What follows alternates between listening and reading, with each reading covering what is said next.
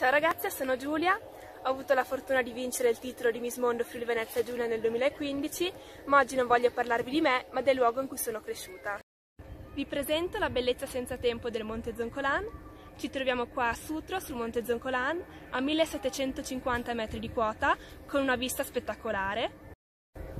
Il Monte Zoncolan non è apprezzato solamente durante l'inverno per le sue piste da sci, ma anche durante la stagione estiva.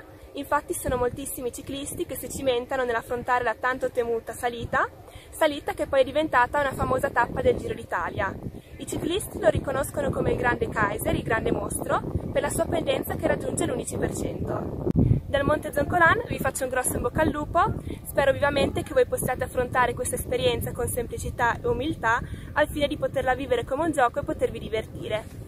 Un grosso bacio a tutti, buona fortuna ragazze!